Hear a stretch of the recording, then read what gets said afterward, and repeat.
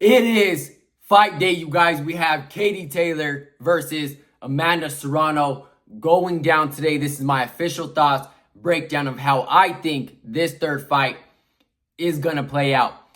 Before we get into that, let's backtrack a little bit. Let's recap over the first fight and the second fight, right?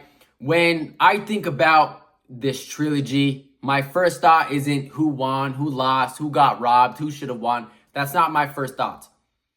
My first thoughts is how legendary the first fight and the second fight were. How they told us and sold us everything that it lived up to. These are throwback fights. These are gem fights. You can only appreciate what they gave us inside that ring. Non-stop action. That's exactly what we pay for as a customer. And that's exactly what they delivered. And yeah, you can dig a little bit deeper. In my opinion, in the first fight, overall, I thought Katie Taylor won. In the second fight, I thought that it could have went to Katie Taylor, or it could have went to Amanda Serrano, or it could have even been a draw.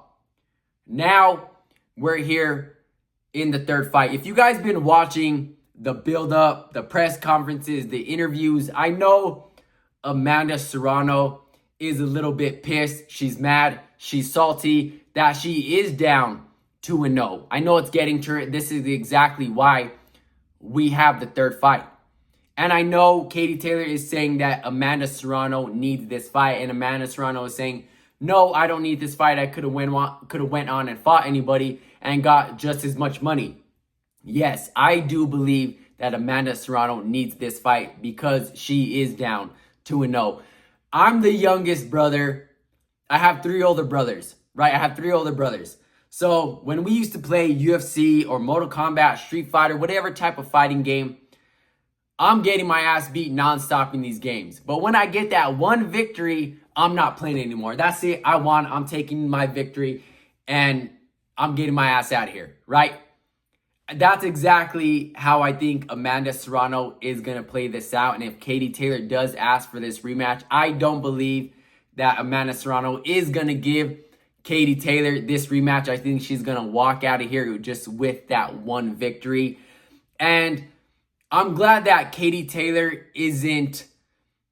I'm glad that she's keeping a great sportsmanship of the petty shit that Amanda Serrano is throwing her way. I've given up so many champion privileges for this fight.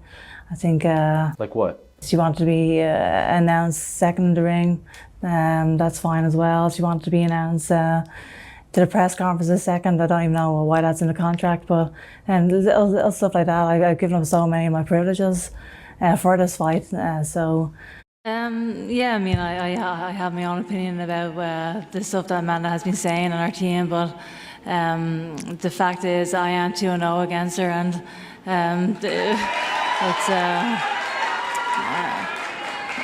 opinions are opinions, but facts are facts, and you can't get away from those facts. And I know she's favored as a female fighter. I know she's favored as a fighter overall. And I know she's with MVP, and I know she's with Jake Paul. Huge credit to them for putting on for women's boxing and making that investment, because it's bigger than it's ever been. Same thing with Gabriela Fendora, Clarissa Shields. We have Holly Holmes back in the mix too. If you guys follow boxing, you guys know what they bring to the table. But anyway, so I feel like a lot of this has to do with Amanda Serrano being the female face of MVP promotion. She has that investment. She has that backup. She has that money on her side. Not really so much Katie Taylor. And I feel like that's exactly why Amanda Serrano has so much pull in this fight in her contract.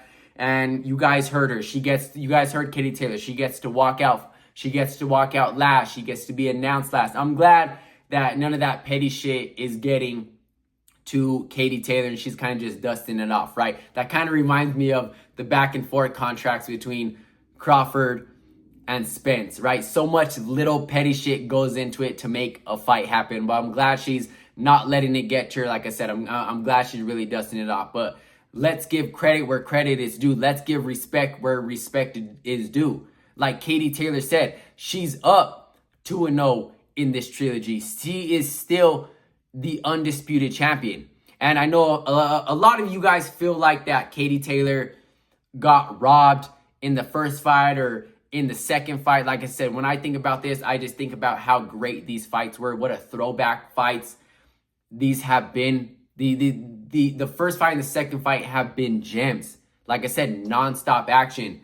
But I know Amanda Serrano is mad. She's been throwing far more shots. And I know she's salty. I know she's pissed that she didn't get those 3-minute rounds. Maybe she needed that extra minute to squeeze out a little bit more pressure, a little bit more punches to get the win on her side, to get the favorite on her side. I know she's asking for better judges. But overall, the official breakdown is this. Katie Taylor has a far bigger tool bag. She has far more tools that she can use in that bag. Her overall boxing ability, her skill set is far better than Amanda Serrano's. She can box, she can fight, she can brawl, she can pressure, she can move around the ring when she needs to.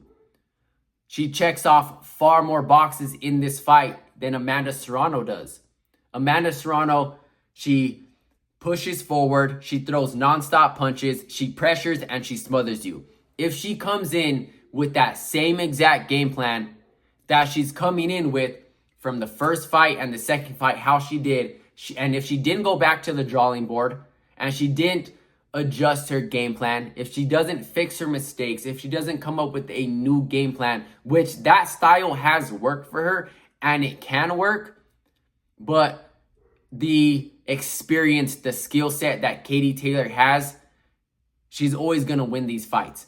As long as Amanda Serrano is coming in with that same exact style, just pressure, nonstop punches, knowing she's not getting those 3-minute rounds, she will continue to lose these fights. Of course, I'm always up for improvement. Obviously, the judges didn't see me winning the fight, so something has to change, and I'm all up for that. That's what we did in training camp. I'm gonna use my head, but not the way it was used on me.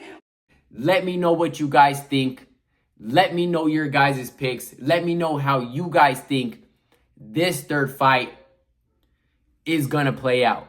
And like I said, I know Amanda Serrano is feeling some type of way. I know for a fact that she's feeling some type of way, that she is down 2-0, that she's not getting these 3-minute rounds. And Katie Taylor did shake on it. I get it, 100%. But let's appreciate how great these fights have been. Reminds me a lot of what happened in the Chris Eubank versus Conor Benn fight. Let me know what you guys think. Let me know your guys' prediction, and I'll catch you guys in the next one. I'm out.